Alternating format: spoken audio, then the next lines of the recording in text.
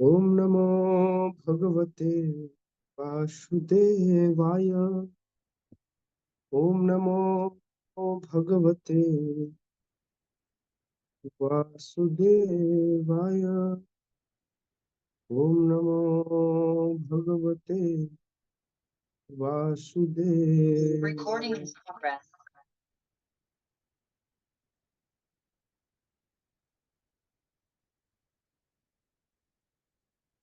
नारायणं नमस्कृत्य नरं चैव देवीं सरस्वतीं व्यासं ततो जयमुदीरये। नष्टप्रायेषु अभद्रेषु नित्यं भागवत सेवया भगवती उत्तम श्लोके भक्तिर्भवति नैष्ठिकी। कृष्णाय वासुदेवाय देवकी नंदनाय च नन्दगोपकुमाराय गोविन्दाय नमो। ओम अज्ञानतिमिरन्धस्य ज्ञानञ्जनशलाकया चक्षुरुन्मिलितं येन तस्मै श्रीगुरवे नमः। श्रीचैतन्यमनोभीष्टं स्थापितं येन भूतले स्वयं रूपः कदा मह्यं ददाति स्वपदान्तिकम्। वन्देऽहं श्रीगुरो श्रीयुतपदकमलं श्रीगुरुन् वैष्णवांश्च श्रीरूपं साग्रजातं सहगण रघुनाथान्वितं तं सजीवं साद्वैतं सावधूतं परिजन सहितं कृष्ण चैतन्य देवं श्रीराधा कृष्ण पादान् सहगण ललिता श्री विशाखान्वितांश्च। नमो विष्णुपादाय कृष्णपृष्ठाय भूतले श्रीमते भक्तिवेदांत स्वामिनिति नामिने। नमस्ते सारस्वते देवे गौरवाणी प्रचारिणे निर्विशेष शून्यवादी पाश्चात्य देश तारिणे। हे कृष्ण करुणा सिंधु दीन बंधो जगतपते गोपेश गोपिका कांत राधा कांत नमोस्तुते।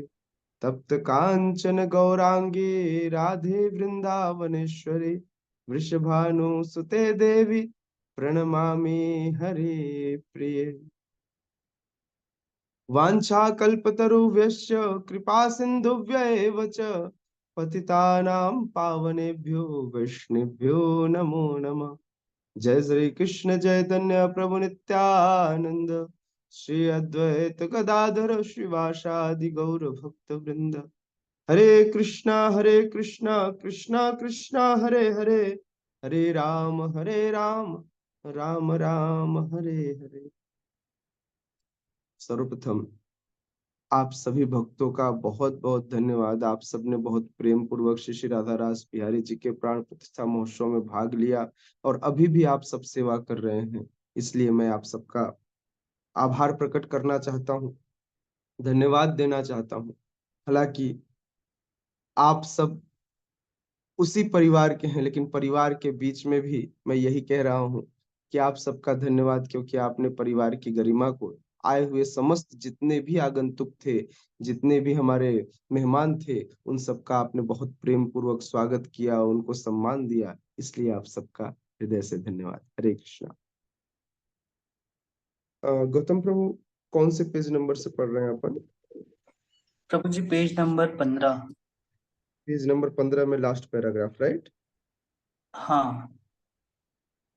ओके। श्रील प्रभुपाद भूमिका में लिखते हैं, अतएव सनातन धर्म किसी सांप्रदायिक धर्म पद्धति का सूचक नहीं है। देखिए, श्रील प्रभुपाद या हमारा यह धर्म कभी ऐसा नहीं है कि हम किसी एक व्यक्ति को बढ़ाने का प्रयास करते हैं। यह तो यह बताता है कि कैसे एक जीव नित्य रूप से भगवान से जुड़ा हुआ है। हर जीव सनातन धर्म का अंश है, हर जीव। आप किसी को ये नहीं कह सकते कि यह सनातन धर्म का नहीं है। हर व्यक्ति सनातनी है, बस वह इस बात को भूल गया है, वह भगवान को भूल जाता है। तो इसलिए सनातन धर्म, श्रील प्रभुपाद कह रहे हैं, यह तो नित्य परमेश्वर के साथ नित्य जीवों के नित्य कर्म का सूचक है। जैसा कि पहले कहा जा चुका है, यह जीव के नित्य धर्म की वृत्ति को, वृत्ति मतलब कार्य को बतलाता है। सनातन धर्म बताता है कि कैसे व्यक्ति को अपने नित्य धर्म को समझना चाहिए कि वह जीव है जो परमेश्वर का अंश है और जीवेर स्वरूप होए नित्य कृष्णदास। रामानुजाचार्य इसी सनातन शब्द की व्याख्या करते हुए कहते हैं, ऐसा धर्म जिसका न तो आदि हो न तो अंत हो। क्योंकि शाश्वत काल से जीव रह रहा है, आज से नहीं, आज से नहीं, उस समय से जिस समय काल भी नहीं बना था। मैं कह रहा हूं शाश्वत काल से जीव रह रहा है, तो काल से भी पहले जीव का अस्तित्व आया, इसलिए ये सनातन है, हमेशा रहने वाला। हाँ, इसका न तो कोई आदि जानता है और न इसका अंत होगा। अतएव रामानुजाचार्य पाद कहते हैं कि हम सब सनातन धर्म के विषय में बातें करते हैं तो हमें श्रीपाद रामानुजाचार्य के प्रमाण के आधार पर यह मान लेना चाहिए कि इसका आदि और अंत नहीं है। समझ रहे हैं? ठीक है, आगे आगे श्रील प्रभुपाद लिखते हैं, अंग्रेजी का रिलीजन शब्द सनातन धर्म से थोड़ा भिन्न है। अंग्रेजी में जो रिलीजन शब्द आता है, रिलीजन से विश्वास का भाव सूचित होता है और विश्वास परिवर्तित हो सकता है। कैसे?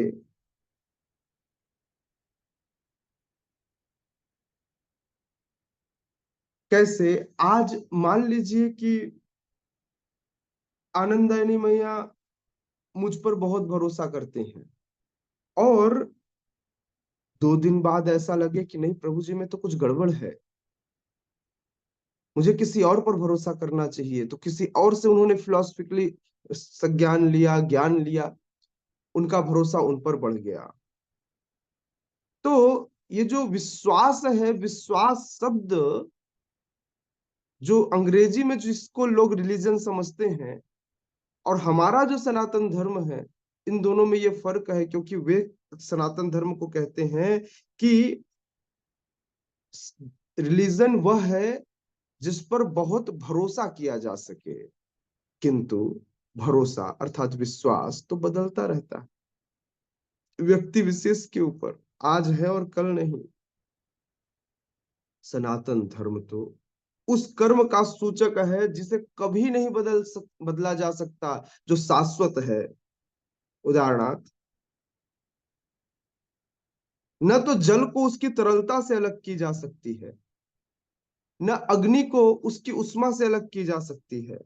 ठीक उसी प्रकार यदि जल की तरलता हटा दिया जाए तो आप उसे जल नहीं कहोगे। बर्फ को कितने लोग पानी कहते हैं? रोहिनंदन प्रभु उसको पानी कहते होंगे, नहीं? बोले ये पानी है, और उसको ग्लास में डाल के पी जाते होंगे। परीक्षित कृष्ण प्रभु क्या करते हैं? बर्फ को नहीं पीते आप? क्या जी प्रभु जी? बर्फ को नहीं पीते हैं आप? नहीं प्रभु जी, बर्फ को कहाँ से पी पाएंगे? क्योंकि वो जल नहीं है। तो जल वही है, जल का एक मूल गुण है तरलता, वह सदैव द्रव्य द्रव के फॉर्म में रहता है। तो ऐसे द्रव को, ऐसे तरल पदार्थ को, हाँ, उससे अलग नहीं किया जा सकता। जल वह तभी है जब वह तरल है। उसी तरह अग्नि को भी उष्मा से अलग नहीं की जा सकती, उसी प्रकार जीव से उसके नित्य कर्म को विलग नहीं किया जा सकता। सनातन धर्म जीव का शाश्वत अंग है। हर जीव का सनातन धर्म के अंदर न तो सिर्फ इंसान बल्कि जानवर भी सनातन धर्म के अंदर आते हैं। समझ में आ रहा है? सब सनातन धर्म है, सब सनातन धर्म के अंदर है।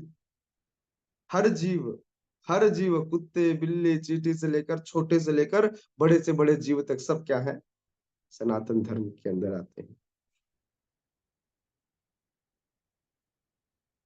श्रील प्रभुपाद बताते हैं कि अतएव जब हम सनातन धर्म के विषय में बात करते हैं तो हमें श्रीपाद रामानुजाचार्य के प्रमाण को मानना चाहिए, जिसका आदि व अंत न हो। वह सांप्रदायिक नहीं हो सकता, क्योंकि उसे किसी सीमा से नहीं बांधा जा सकता। आज लोग सनातन धर्म के नाम पर लड़ाई करते हैं। हाँ?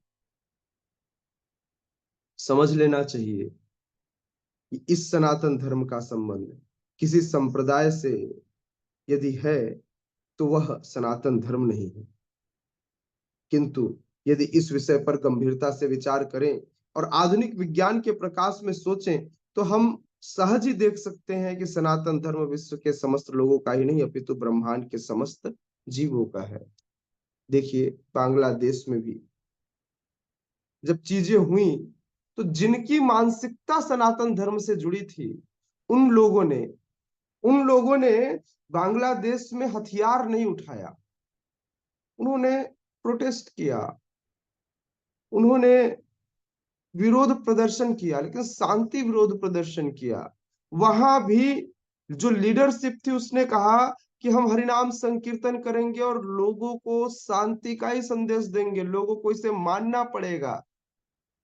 यह विश्वास था उनका, और यही सनातन धर्म का विश्वास है। सनातन धर्म वसुधैव कुटुंबकम की सिद्धांत पर कार्य करता है। वह पूरे विश्व को, पूरे ब्रह्मांड को अपने अंदर समेटने की क्षमता रखता है। न तो हम कहते हैं काफिरों को मारो, हाँ, यदि वह काफिर साधुओं को मारे तो किसी एक क्षत्रिय को इसका क्या कहते हैं उसे,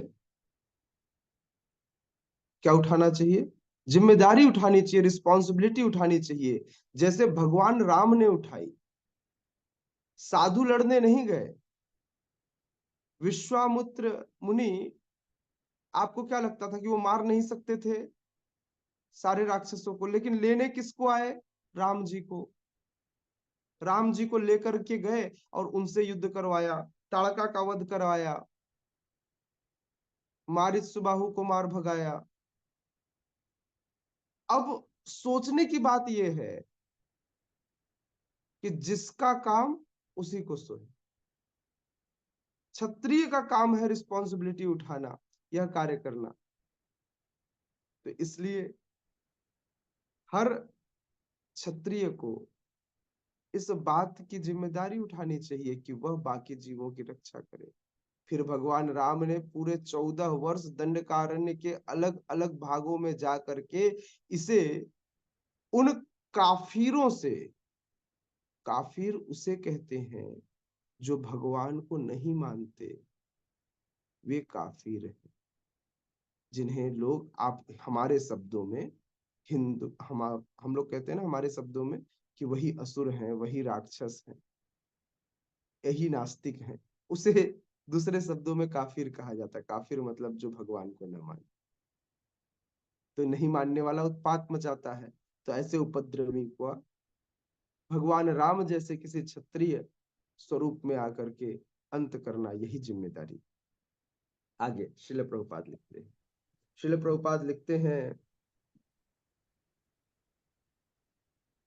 भले ही असनातन धार्मिक विश्वास का मानव इतिहास के पृष्ठों में कोई आदि हो, लेकिन सनातन धर्म के इतिहास का कोई आदि नहीं होता, क्योंकि यह जीवों के साथ शाश्वत चलता रहता है। जहां तक जीवों का संबंध है, प्रामाणिक शास्त्रों का कथन है कि जीव का न तो जन्म होता है न मृत्यु। गीता में कहा गया है, जीव न तो कभी जन्मता है न कभी मरता है, वह शाश्वत तथा अविनाशी है।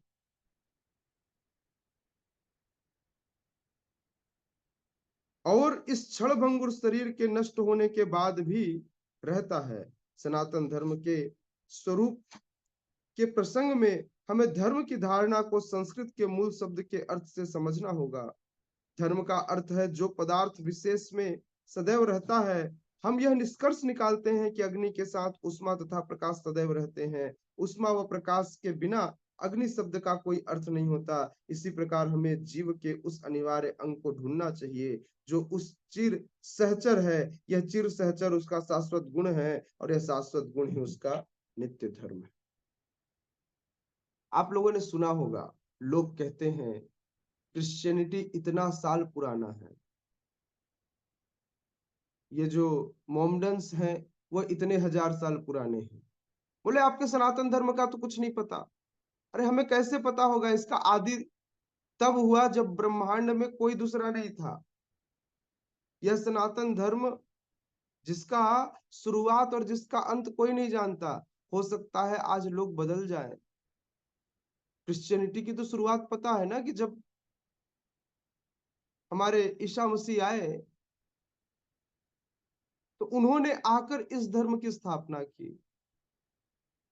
मोहम्मद साहब आए तो उन्होंने आकर इस मुस्लिम धर्म की स्थापना की। लेकिन हम तो तब आए इस सनातन धर्म को। और ये चाहे मोमडन्स हो या क्रिश्चियनिटी हो, जो अलग अलग इन्होंने संप्रदाय बना रखा है, ये तो टेम्परेरी है। ये सब सनातन धर्म के अंदर आते हैं, बस मानते नहीं है, समझ कर भी समझना नहीं चाहते। यह परेशानी है। इसलिए श्रीला प्रभुपाद कह रहे हैं कि सनातन धर्म शाश्वत है और उसका शाश्वत गुण ही उसका नित्य धर्म है। जब सनातन गोस्वामी ने चैतन्य महाप्रभु से प्रत्येक जीव के स्वरूप के विषय में जिज्ञासा की तो सारे इनविजिबल लोग हैं। अरे बोल, इनविजिबल लोग हैं, दिखाई नहीं दे रहे।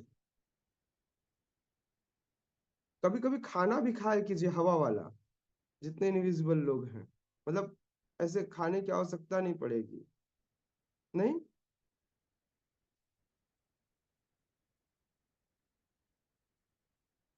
ठीक है। तो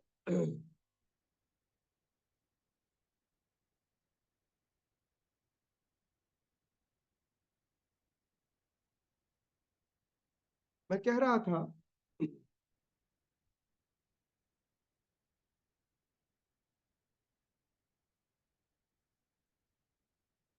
कि सनातन गोस्वामी ने यही जिज्ञासा की थी चैतन्य महाप्रभु से कि प्रत्येक जीव का स्वरूप। बहुत सारे लोग बोलते हैं प्रभु जी हम क्या रहे होंगे पिछले जन्म में, कुत्ता या बिल्ली। हम ऐसे ही सोच पाते हैं, नहीं इस जन्म में हमारी जैसी प्रवृत्ति होती है। तो भगवान से पूछते हैं सनातन गोस्वामी की, हे भगवान, हे महाप्रभु, आप बताइए कि जीव की के स्वरूप क्या है, उसका वास्तविक स्वरूप हम कैसे समझे? तो भगवान उत्तर देते हैं कि जीव जिस रूप में रहे उसे भगवान की सेवा करनी चाहिए। यही जीव का मूल स्वभाव, यही जीव को करना चाहिए। यदि हम चैतन्य महाप्रभु के इस कथन का विश्लेषण करें तो हम देखते हैं कि एक जीव दूसरे जीव की सेवा में निरंतर लगा हुआ है। एक जीव दूसरे जीव की सेवा कई रूपों में करता है। ऐसा करके जीव जीवन का भोग करता है। निम्न पशु मनुष्यों की सेवा करते हैं। अच्छा, आपने देखा है कोई व्यक्ति बिना सेवा के रह सकता है? इसका मतलब यह है कृष्ण सूर्य सम माया अंधकार, जहां कृष्ण तहां नहीं माया अधिकार। एक व्यक्ति एट अ टाइम एक व्यक्ति की सेवा करता है। अगर वह माया की सेवा कर रहा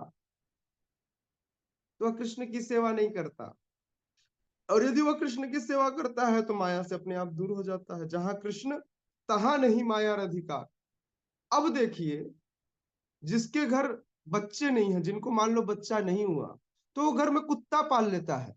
हे भगवान, कैसी विडंबना है। हाँ, लोग भगवान की सेवा छोड़, जीओडी गॉड, गॉड की सेवा छोड़, उसके अपोजिट डीओजी, डॉग की सेवा शुरू कर देते हैं। हाँ, घर में कुत्ते पालते हैं, फिर घर में और दूसरे जीव पालते हैं। यह कार्य आपका नहीं है। जीवेर स्वरूप है, यहाँ पर बता रहे हैं चैतन्य महाप्रभु सनातन गोस्वामी को कि जीव का धर्म है भगवान की सेवा करना। घर में बच्चा नहीं हुआ कोई बात नहीं, यह तो आप सौभाग्यशाली हैं, बच्चा नहीं हुआ, नहीं तो वो आपके कष्ट का कारण बनता। याद रखिए, जब आपको बच्चों से कष्ट होता है ना, तो पूर्व जन्म में जो आपका दुश्मन है ना, वो आपका बेटा बन के आया हुआ होता है या बेटी बन के आई हुई होती है। इस प्रकार से वो आपको अब डायरेक्ट, अब तो ये भी नहीं कह सकते कि पड़ोसी मुझे दुख दे रहा है, अब तो अपना बेटा ही दुख दे रहा है, अब क्या बोलोगे? तो इसलिए पहले जान लेना चाहिए, पहले जान लेना चाहिए कि यह मेरा स्वरूप नहीं है, यह मेरा कार्य नहीं है। मेरा कार्य तो भगवान की नित्य सेवा करना है, मेरा कार्य तो भगवान की सेवा में लगना है, न कि कुत्ते कुतियों की सेवा करना। समझ रहे हैं? इसलिए श्रील प्रभुपाद आगे लिखते हैं, श्रील प्रभुपाद आगे कहते हैं कि निम्न योनि के पशु जो है वो मनुष्यों की सेवा करते हैं। पहले बैलों को जोता जाता था, कुत्तों को रक्षा के लिए रखा जाता, घर के अंदर ऐसे बिस्तर पे नहीं सुलाया जाता था, ले मिला बंटी आ गया, क्या बोले उसका क्या नाम, टॉमी आ गया, हाँ, और अब उसी के साथ सो रहे हैं रात को, हाँ, कुत्ते को अपने बिस्तर में सुला रहे हैं। आप सबको ये बात न पता हो तो बता दो, कुत्ते का जहां पर पैर पड़ जाता है वह जगह पूजा योग्य, वह उसकी पवित्रता खत्म हो जाती है। अगर किसी के घर में परेशानी हो, तो अगर उसके घर में कुत्ता रह रहा हो, अगर घर में अगर उसने कुत्ते को एंट्रेंस घर के अंदर दे रखी है, तो सबसे पहले उस कुत्ते को वहां से बाहर कर देना चाहिए। प्रॉब्लम ये है कि कुत्ता, जीवों पर दया दिखाना बहुत अच्छी बात है, लेकिन आपको कुत्ता ही मिला दया दिखाने के लिए। गाय पाल लो, कुत्ते पर दया दिखाओगे तभी दया दिखेगी, उसी को चुमा चाटी करोगे तभी दया दिखेगी।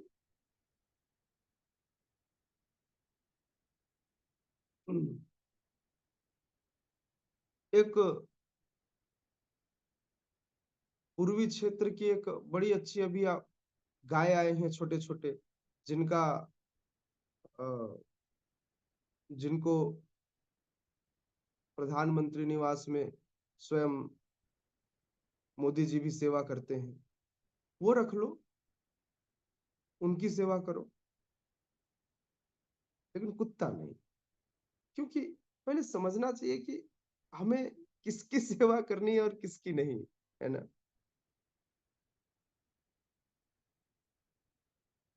यदि हम देखें, एक व्यक्ति अपने स्वामी की सेवा करता है, फिर वह स्वामी अपने स्वामी की सेवा करता है, फिर वह स्वामी अपने स्वामी की सेवा करता है। इसी प्रकार से हम देखते हैं कि एक मित्र दूसरे मित्र की, माता पुत्र की, पत्नी पति की, या पति पत्नी की। देखिए भाई, शिला प्रभुपाद भी बोले पत्नियां नाराज न हो जाए, इसलिए अगला लाइन भी डाल दिया। कई बार ऐसा होता है ना कि प्रभुपाद भी लिख रहे हैं, देखो पत्नी बस पति की सेवा करता है, तो इसलिए उन्होंने अगला लाइन भी डाला कि पति पत्नी की सेवा करता है ना, मतलब सेवा करता है ना। यदि हम इस भावना से खोज करते चले पाए, तो हम देखेंगे कि समाज में ऐसा कोई व्यक्ति ही नहीं है जो सेवा नहीं करता। हाँ, किसकी सेवा करता है बस ये नहीं पता, लेकिन हर व्यक्ति सेवा तो करता ही है। समझ में आया? ये हमारे अंदर ने इनबिल्ट है कि हमें ये काम करना है। अरे बोल, बहुत तूफान मचा हुआ है। तो मैं बता रहा था कि बिना सेवा किए तो कोई रह ही नहीं सकता। सेवा करना उसके अंदर एक इनबिल्ट क्वालिटी है, बिना सेवा किए वह नहीं रह सकता। इसलिए इसलिए व्यक्ति जीवन में किसी न किसी की सेवा करता है। मैं इसीलिए कहता हूं ना, आसक्ति आसक्ति को काटती है। यदि कोई व्यक्ति यदि कोई व्यक्ति भगवान की सेवा में लग जाए, तो ऑटोमेटिकली उसकी सारी आसक्तियां, दूसरों के प्रति मोह, या दूसरों के प्रति जो जबरदस्ती की उसने एक सेवा का नेचर बना रखा है, जन सेवा, मानव सेवा ही माधव सेवा है, लोग कहते हैं ना। तो वो जब व्यक्ति भगवान की सेवा करने लग जाता है माधव की, तो अपने आप मानव की सेवा हो जाती है। उसे यह बात बाद में समझ में आता है, मानव सेवा माधव सेवा नहीं है, माधव सेवा मानव सेवा है। हाँ, कुछ हद तक, जैसे किसी पेड़ में रोग लग जाए, किसी पेड़ के पत्तियों में रोग लग जाए, तो आप ऊपर से दवा का छिड़काव करते हैं। तो कुछ हद तक चीजें ठीक है, जैसे एक शिष्य अपने गुरु की सेवा करता है, अथवा कोई बीमार है तो आप उसकी देखभाल कर रहे हैं। लेकिन इसका मतलब ये नहीं कि भगवान को भूलकर जड़ कट जाए, मूल कट जाए और आप ऊपर सेवा करते रह जाओ, तो इसका कोई मतलब नहीं है। तो इसलिए ऊपरी तौर पर आपको सब कुछ ध्यान रखना है, पूरे चीजों को सुपरवाइज करना है, लेकिन उसके जड़ को नहीं भूलना है। अंततः आपको पानी तो जड़ में ही डालना पड़ेगा, तब जाकर वह वृक्ष पोषित होगा। बिल्कुल उसी तरह से जब व्यक्ति माधव सेवा करेगा, तभी मानव के जीवन में सुख आएगा। यदि इस कृष्ण भावनामृत आंदोलन को पूरे विश्व में फैलाया जाएगा, तभी जाकर पूरा विश्व शांति के स्तर पर पहुंच पाएगा। श्रील प्रभुपाद आगे कहते हैं,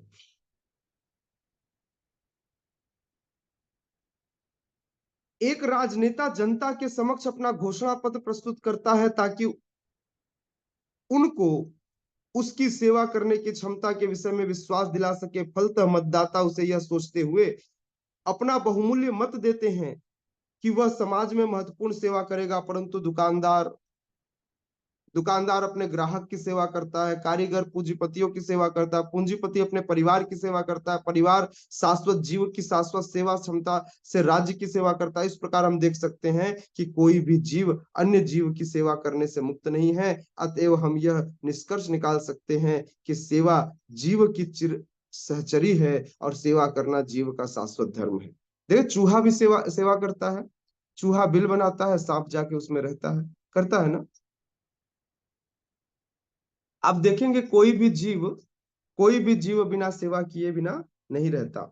तथापि मनुष्य काल तथा परिस्थिति विशेष के प्रसंग में एक विशिष्ट प्रकार की श्रद्धा को अंगीकार करता है, और वह अपने आप को हिंदू, मुसलमान, ईसाई, बौद्ध या किसी अन्य संप्रदाय का मानने वाला बताता है। ये सभी उपाधियां सनातन धर्म नहीं है।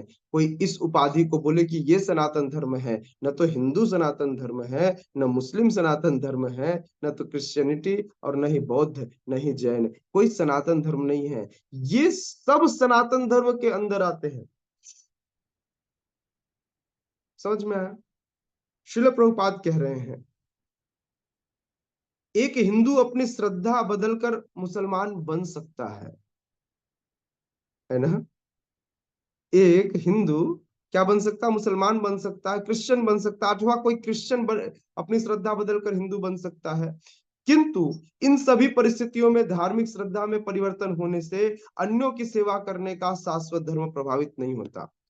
क्या माँ और बेटा बदल जाते हैं? मान लीजिए पहले माँ बेटे जो थे वो हिंदू थे, बाद में माँ बेटे क्रिश्चियन बन गए, तो अब माँ बेटा एक दूसरे की सेवा नहीं करेंगे? सेवा तो करेंगे ना। मतलब सेवा धर्म नहीं बदला, और यह सेवा धर्म ही सनातन धर्म है, जहां पर जीव शाश्वत रूप से एक दूसरे की सेवा करते हैं। ठीक है, यह सेवा धर्म है। लेकिन मूलतः सेवा किसकी करनी है? जिसके हम नौकर हैं। हम किसके नौकर हैं? जीवेर स्वरूप हो नित्य कृष्णदास। श्रील प्रभुपाद आगे लिखते हैं कि अतएव किसी विशेष श्रद्धा को अंगीकार करना अपने सनातन धर्म को अंगीकार करना नहीं है, सेवा करना ही सनातन धर्म है। प्लीज हाईलाइट दिस पॉइंट, सेवा करना ही सनातन धर्म है। सभी नोट कर लीजिए, कोई पूछे सनातन धर्म क्या है तो आप बताएंगे कि श्रीला प्रभुपाद बताते हैं। श्रीला प्रभुपाद बताते हैं कि सेवा करना ही मूलतः सनातन धर्म है।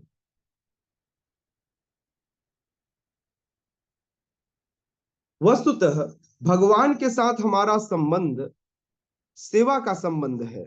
परमेश्वर परम भोक्ता हैं और हम सारे जीव उनके सेवक हैं। हम सब उनके भोग के लिए उत्पन्न किए गए हैं, और यदि हम भगवान के साथ उस नित्य भोग में भाग लेते हैं तो हम सुखी बनते हैं। हम किसी अन्य प्रकार से सुखी नहीं हो सकते। स्वतंत्र रूप से सुखी बन पाना संभव नहीं है। जिस प्रकार शरीर का कोई भी भाग उदर के सहयोग किए बिना सुखी नहीं रह सकता, परमेश्वर के दिव्य प्रेम में सेवा किए बिना जीव सुखी नहीं रह सकता। भगवत गीता में भी विभिन्न देवों की पूजा या सेवा करने का अनुमोदन नहीं किया गया है। इसको इस प्रकार से समझ सकते हैं, यदि आपको हाथ में चोट लगे तो दवाई आपको मुख से खानी पड़ती है, उदर में डालना पड़ता है, तब वह दवाई उस दर्द को खत्म करती है। यदि आपको सिर में दर्द हो तो भी आपको दवाई मुख से खाकर उदर में डालनी होती है। यदि आपके शरीर में ताप बढ़ जाए तो भी आपको दवाई उदर में डालनी पड़ती है। जिस प्रकार से शरीर का मूल उदर है, उसी प्रकार समस्त जीवों के मूल भगवान है। यदि भगवान की सेवा किया जाए तो समस्त जीव स्वमेव ही सेटिस्फाई हो जाते हैं। उनको अलग से सेटिस्फाई करने की कोई आवश्यकता नहीं है। इसी प्रकार से जैसे यदि आपके हाथों में कमजोरी आए तो आप क्या करते हो, या शरीर में कमजोरी आ जाए तो आप क्या करते हो, ग्लूकोज पे। तो पेट में कमजोरी नहीं आती। कितने लोगों को लगता है कि प्रभु जी आज मेरे पेट में बड़ी कमजोरी महसूस हो रही है। जैसे भूख लगता है तो कहाँ पता चलता है, हाथ पैर ऐसे कांपने लग जाते हैं, समझ में नहीं आता। तब आप क्या करते हो, मुख से खाकर इस उदर को भरते हो। क्योंकि ये जब उदर भरता है ना, तो अपने आप पूरे शक्ति का संचार शरीर में हो जाता है। इसी प्रकार से जीव यदि कोई जीव भगवान की सेवा में यदि कोई जीव भगवान की सेवा में लग जाता है तो अपने आप ही उस जीव की समस्त जिम्मेदारियां पूरी हो जाती हैं। भगवत गीता में 7:20 में इस बात का अनुमोदन नहीं किया गया कि भगवान को छोड़कर अलग अलग देवों की पूजा की जाए। यह बिल्कुल इसी तरह है कि भूख लगी हो तो हाथ पर चावल डालो, भात बनाकर भात दाल सब्जी हाथ पर डाल दो, बोले हाथ कमजोर हो रहा है। आंख में दिखाई न दे तो उसमें थोड़ा मिर्च डाल देना, तड़कता भड़कता दिखाई देगा। कहने का तात्पर्य यह है कि अल्टीमेट आंखों में कमजोरी आए, पैरों में थकान हो, आपको हर कार्य के लिए इस उदर को ही सेटिस्फाई करना होगा। यदि यह उदर संतुष्ट रहेगा तो अपने आप पूरा शरीर संतुष्टि की ओर बढ़ेगा। 7:20 में भगवान कहते हैं, कामैस्तैर्हर्त ज्ञानः प्रपद्यन्ते देवता तम तम नियममास्थाय प्रकृतया नियतः स्वया। जिनकी बुद्धि भौतिक इच्छाओं द्वारा चुरा ली गई है वे ही देवताओं की शरण में जाते हैं। समझ में आ रहा है? देवता की शरण में कौन जाता है? जिनकी बुद्धि चुरा ली गई है। किसने? भौतिक इच्छाओं ने, पाने की इच्छा ने। प्रभु जी बिजनेस में सफलता नहीं मिल रही, कौन सा यज्ञ कराऊं? प्रभु जी काम नहीं चल रहा है, कौन सा यज्ञ कराऊं? क्या करूं कि काम चलने लग जाए? श्रील प्रभुपाद क्लियरली इस श्लोक का एग्जाम्पल देकर कह रहे हैं कि वे अपने अपने स्वभावों के अनुसार पूजा की विशेष विधि विधानों का पालन करते हैं। अभी देखिए, अभी सारी भक्ति कब जगती है? दुर्गा नवमी के समय। अभी सावन में जगी थी, उसके बाद सब भूल गए। अभी सावन में जगी थी, सब बम बम बम बम करते हुए रास्ते में निकले, और रास्ते में क्या करने लगे? कोई बैठकर चीलम पी रहा है, कोई बैठकर कुछ गलत खा पी रहा है। यह भक्ति नहीं है।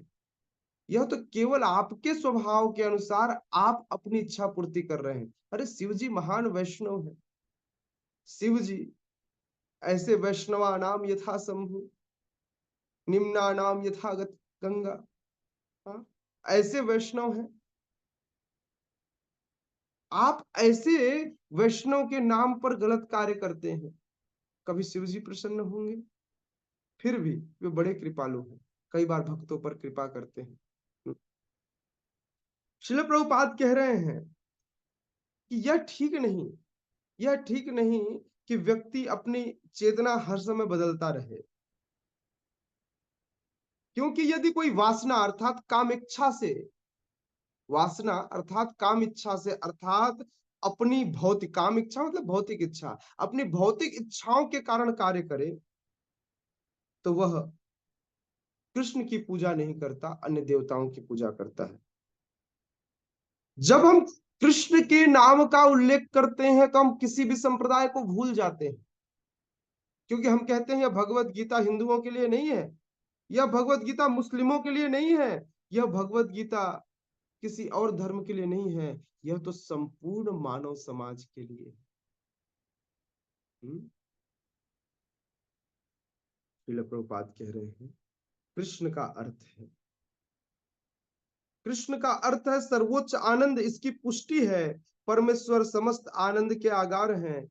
हम सभी आनंद की खोज में लग रहे हैं। आनंदमयो अभ्यासात, वेदांत सूत्र के 1-1-12 में इस शब्द की पुष्टि होती है कि भगवान ही आनंद के स्रोत हैं। आनंद कहीं और नहीं मिलेगा। कितने लोगों को आनंद खूब मिलता है?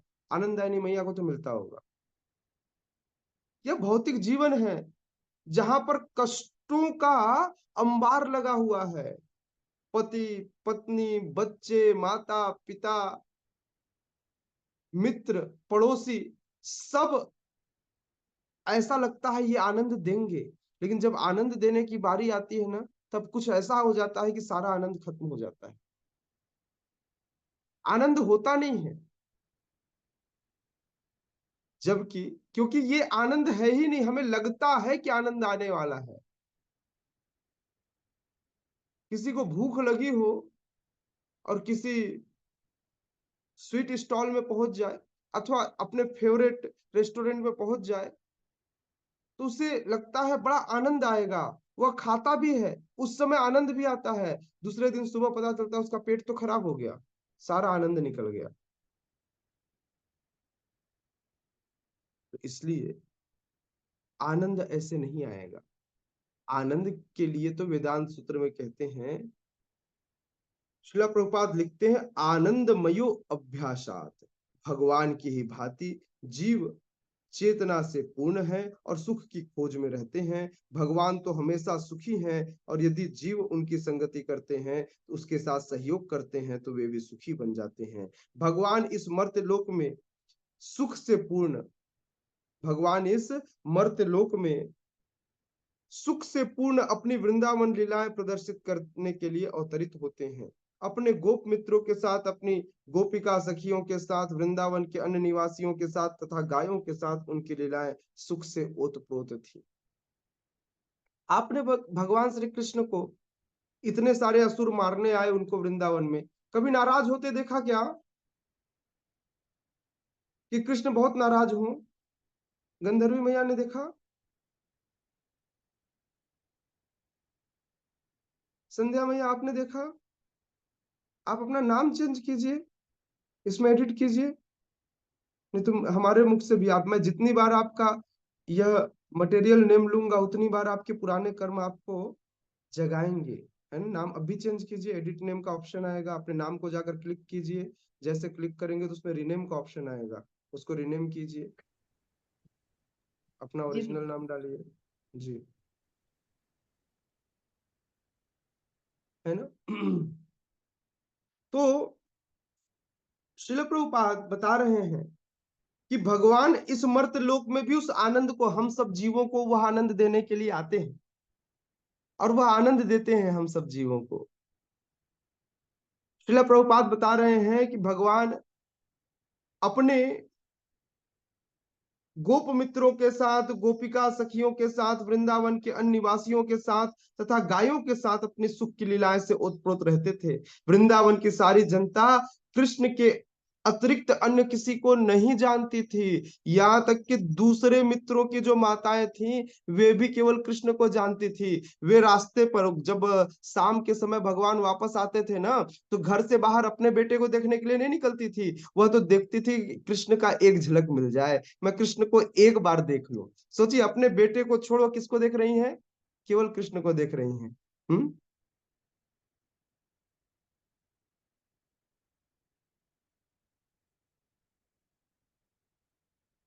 परंतु भगवान कृष्ण ने अपने पिता नंद महाराज को भी इंद्रदेव की पूजा करने से निरुत्साहित किया।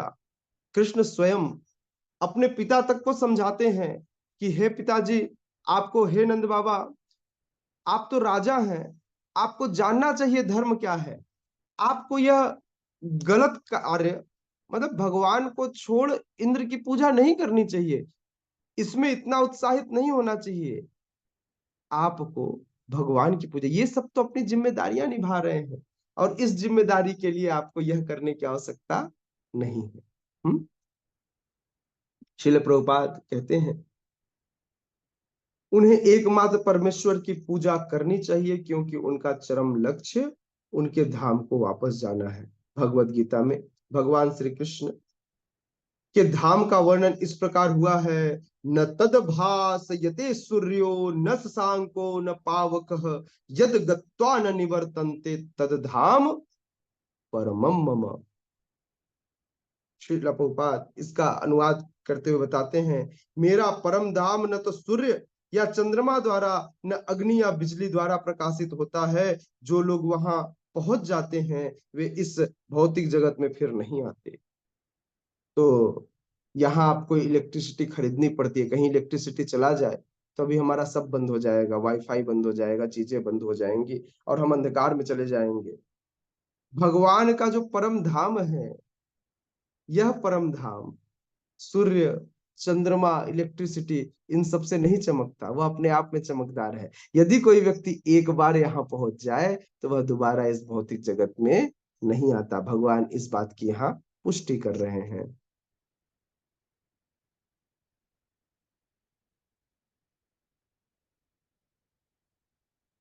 श्रील प्रभुपाद कहते हैं कि इस श्लोक में भगवान बताते हैं कि शाश्वत आकाश में सूर्य, चंद्र, अग्नि या बिजली किसी की आवश्यकता नहीं है, क्योंकि वो परमेश्वर से निकलने वाली ब्रह्म ज्योति द्वारा प्रकाशित है। भगवान के शरीर से जो प्रकाश निकलता है, उस प्रकाश से ही वह धाम क्या होता है, चमकता रहता है।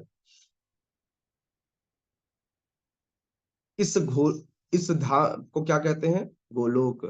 गोलोक के बारे में ब्रह्म संहिता में ब्रह्मा जी बताते हैं, गोलोक एव निवसत्य अखिलात्म भूतो। गोलोक एव निवसत्य अखिलात्म भूतो। भगवान अपने परम धाम गोलोक में नित्य निवास करते हैं, फिर भी इस संसार से उन तक पहुंचा जा सकता है जो उनका असली स्वरूप है। जब वे इस रूप में प्रकट होते हैं, तब हमें इसकी कल्पना करने की आवश्यकता नहीं रह जाती कि उनका रूप कैसा है। कोई पूछे भगवान कैसे हैं, अरे जब भगवान स्वयं कृष्ण यहाँ पर आए तो आपको भगवान को अलग से जाने, क्योंकि यह भगवान अवतार नहीं, अवतारी हैं। तो ऐसे अवतारी भगवान को कुछ और, एते चांस कला पुंसः कृष्णस्तु भगवान स्वयं। जब भगवान स्वयं अपने मूल स्वरूप में आए हैं तो भगवान कैसे हैं यह पूछने की क्या आवश्यकता। हम्म कह रहे हैं, श्रील प्रभुपाद लिख रहे हैं कि जब भगवान अपने मूल रूप में प्रकट होते हैं तो अलग से उनकी चिंतन करने की कोई आवश्यकता नहीं है। ऐसे काल्पनिक चिंतन को निरुत्साहित करने के लिए ही भगवान अवतार होते हैं और अपने श्याम सुंदर स्वरूप को प्रदर्शित करते हैं। दुर्भाग्यवश अल्पज्ञ लोग उनकी हंसी उड़ाते हैं, क्योंकि वे हमारे जैसे बनकर आते हैं और हमारे साथ मनुष्य के रूप में खेलते कूदते हैं। लेकिन इस कारण हमें यह नहीं सोचना चाहिए कि वे हमारी तरह हैं। वे अपनी सर्वशक्तिमत्ता के कारण ही अपने वास्तविक रूप में हमारे समक्ष प्रकट होते हैं और अपनी लीलाओं का प्रदर्शन करते हैं, जो उनके धाम से होने वाली लीलाओं की अनुकृतियां होती हैं, प्रतिरूप होती हैं। अच्छा, अहिल्या माता जी बताएंगी कि अहिल्या माता के पिताजी अहिल्या माता की तरह थे कि आप अपने पिताजी की तरह हैं? मैं उनकी तरह हूँ। एग्जैक्टली, है ना? तो भगवान हमारे तरह दो हाथ पैरों वाले नहीं आए, हम भगवान की तरह होकर आए, इसलिए हमारे दो हाथ दो पैर, क्योंकि गोलोक वृंदावन में भगवान इसी स्वरूप में रहते हैं। और इसीलिए ये जो मानव समाज है, यह जो इंसानों का समाज है, यहाँ पर दो हाथ और दो पैर वाले लोग होते हैं, क्योंकि यह भगवान का ऐसा ही स्वरूप है। गोलोक वृंदावन में भगवान इसी स्वरूप में रहते, यही उनका मूल स्वरूप है। ठीक है ना? तो भगवान कैसे हैं? भगवान ऐसे ही हैं, भगवान अपने मूल स्वरूप में, कृष्ण स्वरूप में आए हैं, क्योंकि और हम सब उनके अंश हैं, इसलिए हम भगवान की तरह हैं, है ना? हम उन्हीं की प्रतिरूप हैं। सारे जीव भगवान के अंश हैं, लेकिन इन सब में जो मनुष्य है वो बड़ा सौभाग्यशाली है। आध्यात्मिक आकाश की तेजोमय किरणों में असंख्य लोक तैर रहे हैं। यह ब्रह्म ज्योति परम धाम कृष्ण लोक से उद्भूत होती है और आनंदमय तथा चिन्मय लोक जो भौतिक नहीं है, इस ज्योति में तैरते रहते हैं। भगवान कहते हैं, न तद्भासयते सूर्यो न शशांको न पावकः यद् गत्वा न निवर्तन्ते तद्धाम परमं मम। जो इस आध्यात्मिक आकाश तक पहुंच जाता है, उसे इस भौतिक आकाश में लौटने की आवश्यकता नहीं रह जाती। भौतिक आकाश, इस भौतिक जगत में आप किसी भी लोक में चले जाओ, सर्वोच्च लोक, इस भौतिक जगत का जो सर्वोच्च हिस्सा है, यदि आप वहां भी चले जाओ तो वहां भी आपको चार चीजों का सामना करना पड़ेगा। जन्म मृत्यु जरा व्याधि। यदि आप ब्रह्म लोक, जिसे सत्य लोक कहते हैं, स्वर्ग नहीं, स्वर्ग तो थोड़ा ऊपर है, मैं सत्य लोक की बात कर रहा हूं। यदि आप सत्य लोक भी चले जाओ तो सत्य लोक में भी आपको क्या होगा? जन्म मृत्यु जरा व्याधि सहनी पड़ेगी, वहां भी बीमारी होगी, हाँ? वहां भी बुढ़ापा आएगा और वहां भी पैसे खर्च होंगे, मतलब पैसे मतलब पुण्य, जैसे पुण्य खर्च होगा लात मार के नीचे, है ना? तो इसलिए भौतिक ब्रह्मांड का कोई भी लोक संसार के इन चार नियमों से मुक्त नहीं है। तो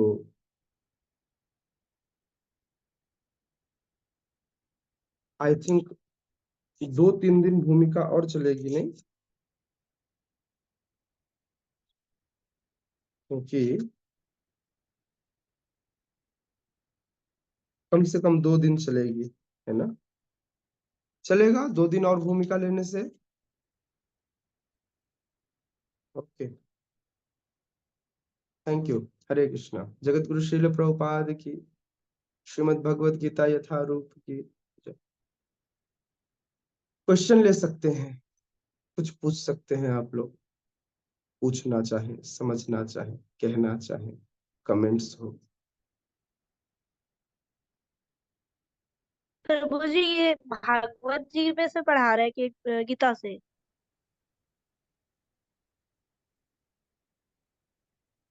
गीता से या भागवत जी से? हमारे दो शास्त्र हैं, एक का नाम है भगवत गीता और दूसरे का नाम है श्रीमद् भागवतम। तो मैं श्रीमद् भगवत गीता यथारूप, ये वाली किताब के पेज नंबर 19 तक पहुंचा हूँ। 19 मैंने खत्म की है, पेज नंबर। कल 20 से अपन आगे बढ़ेंगे। ठीक है, यस। और किसी का कोई प्रश्न है?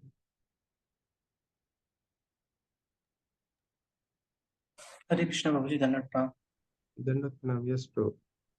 हाँ प्रभु जी, जैसे हिंसा किसी के साथ जैसे होता है बहुत क्रूर तरीके से, तो उसको हम कैसे समझ सकते हैं? मतलब उसके पूर्व कर्म अनुसार होता है, या जो जो उनके साथ हिंसा कर रहे हैं, या वो नए कर्म बना रहे हैं? मतलब कैसे समझ सकते हैं प्रभु जी इसको? दोनों एक साथ। दोनों एक साथ। अब परिस्थितियां क्या निर्मित हुई, जैसे भगवान श्री कृष्ण ने भगवान श्री कृष्ण ने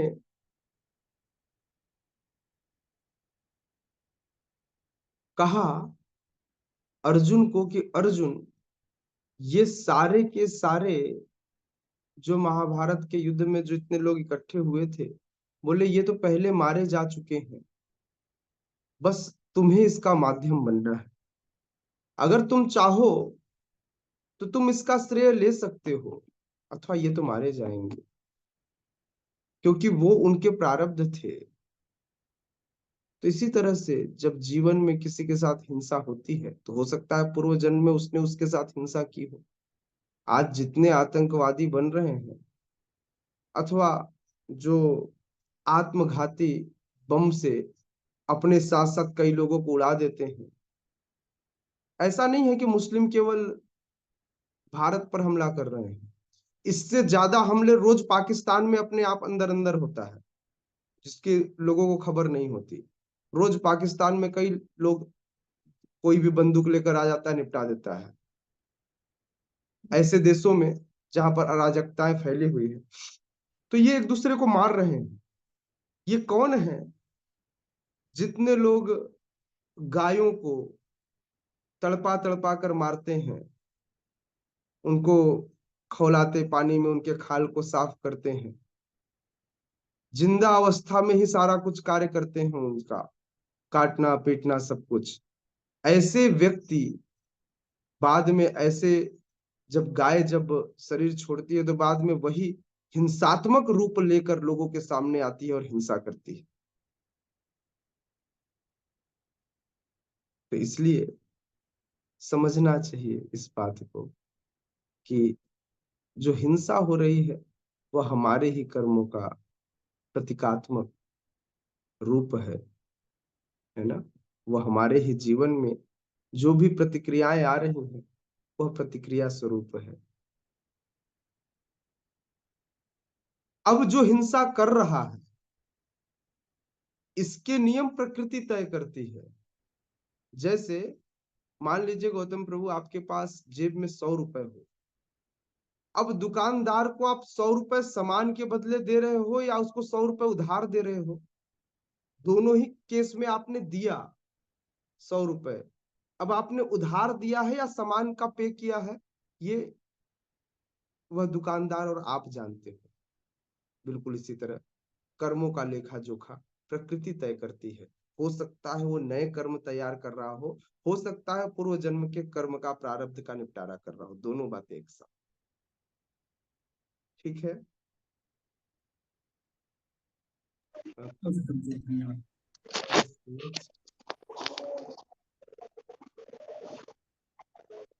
Anyone else? हरे कृष्ण प्रभु जी। Yes, परीक्षित प्रभु।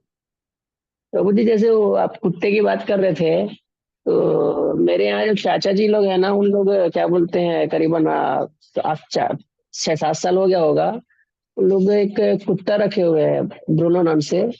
तो कहीं भी जाएंगे ना, तो सबसे पहले उनका ध्यान पूरा कुत्ते की तरफ ही रहता है कि मतलब इसने ये किया कि नहीं, उसने वो किया कि नहीं। और मैं बोलता भक्ति के बारे में तो बोलते हैं एक लोटा जल सबका हल बोलते हैं।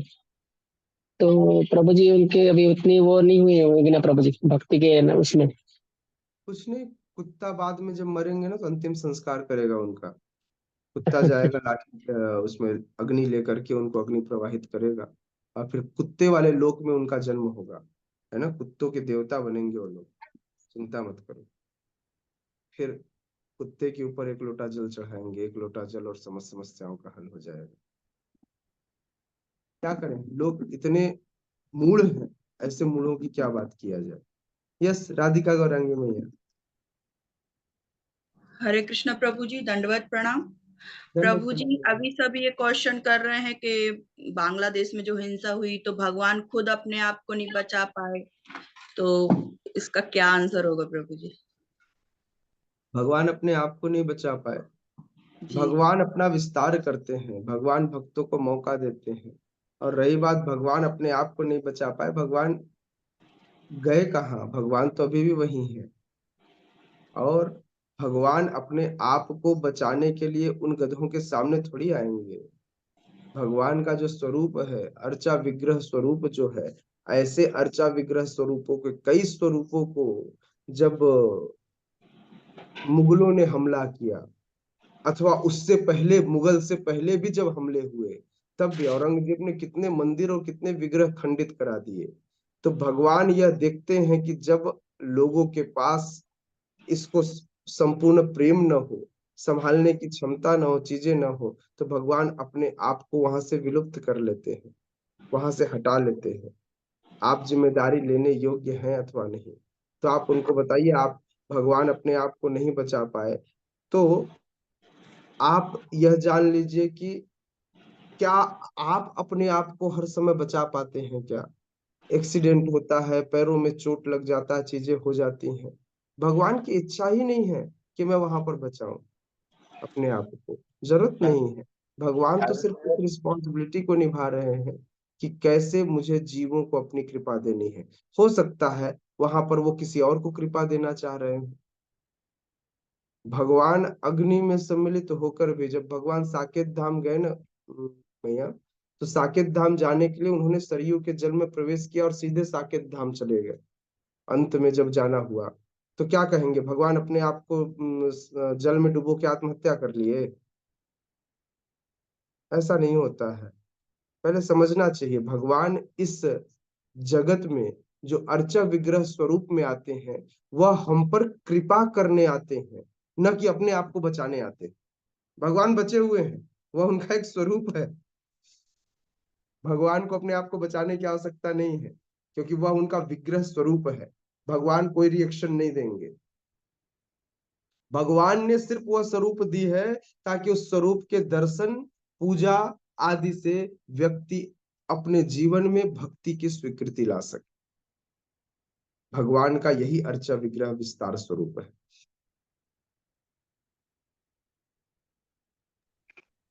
जिम्मेदारी हमने ली थी ना भगवान की। जिस दिन हम भगवान को लेकर आते हैं अपने घर पे, तो हम कहते हैं ना, भगवान आज से मैं आपकी सेवा करूंगा, मैं आपको भोजन खिलाऊंगा, मैं आपकी चीजें करूंगा। नहीं तो आपको नहीं लेके आना चाहिए। इसीलिए हम मना करते हैं लोगों को कि अगर आप भगवान की जिम्मेदारी न उठा सके तो अपने घर में विग्रह मत रखिए। यदि आपने घर पे विग्रह रखे हैं तो आपको वो जिम्मेदारियां उठानी चाहिए। प्रयास किया भक्तों ने, बहुत लड़ा है बांग्लादेश में। भगवान उनसे प्रसन्न होंगे। उस विग्रह के जलने से अथवा उसके खंडित होने से भगवान खत्म नहीं हो गए, या भगवान मर नहीं गए। नहीं बचा पाने का मतलब क्या है? कि भगवान मर गए? भगवान ने अपना विस्तार किया था, भगवान ने अपने आप को समेट लिया। That's it. क्योंकि वहां पर जिम्मेदारी लेने वाले लोगों की कमी थी, नहीं ले पाए लोग जिम्मेदारी। हमारे कई आचार्य, जब मुगलों ने हमला किया, औरंगजेब ने हमला किया, तब विग्रहों को उन्होंने छुपा दिया। वैसे ही जो श्रीनाथ नाथ द्वार में जो आप श्रीनाथ जी के दर्शन करते हैं, वे गोपाल जी मुगलों के हमले से पहले कई सालों तक गोवर्धन के मड में मिट्टी के अंदर दबे रहे। तब हमारे माधवेंद्रपुरी पाद को स्वप्न में आकर उन्होंने बताया कि मुझे जब इस समय हमला हुआ था तो यहाँ छुपा दिया गया था, आप मुझे बाहर निकलो, निकालो, बहुत गर्मी लग रही है यहाँ। तो इस प्रकार से भगवान को अपने आप को बचाने की आवश्यकता नहीं, वो भक्तों को सेवा स्वीकृति प्रदान करने के लिए, कृपा प्रदान करने के लिए इस विग्रह, अर्चा विग्रह स्वरूप में हम सबके सामने प्रकट होते हैं, अपना विस्तार करते हैं। हरे कृष्णा प्रभु जी, दंडवत प्रणाम। दंडवत प्रणाम। प्रभु जी, अभी हमारे बॉम्बे में थाना डिस्ट्रिक्ट में 4-5 साल बच्चियों के साथ स्कूल में दुष्कर्म हुआ, किसी कर्मचारी ने किया। तो फिर बच्चियों का तो कर्म क्या था वो मुझे जानना है, और जिसने किया उसका कर्म। फिर 8-12 तारीख का होके कुछ कंप्लेन वगैरह पुलिस वालों ने लिया नहीं। फिर 300 लोगों ने 10 घंटा रेलवे रोका था, तो उन पे लाठीचार्ज हुआ, उनको अरेस्ट किया गया। तो इसमें उनका क्या गलती है? नहीं, अंधेर नगरी चौपट राजा, टके सिर भाजी टके सिर खाजा, यही गलती है। इसीलिए तुरंत अपना कारोबार समेटिए और भगवत धाम वापस जाइए। इस भौतिक जगत में रहने की आवश्यकता नहीं है। यहाँ पर ये चीजें बढ़ती रहेंगी। यह बताने का प्रयास कर रहे हैं, यह मृत्यु लोक है जो कष्ट से भरी हुई है, और यहाँ पर कष्ट बढ़ते रहेंगे। आप जिस दुष्कर्म की बात कर रही हैं, अभी तो बहुत अच्छा समय है। इससे कितना गंदा समय मुगलों के समय में था, उससे पहले था, जब मतलब अभी का समय फिर भी बहुत अच्छा है।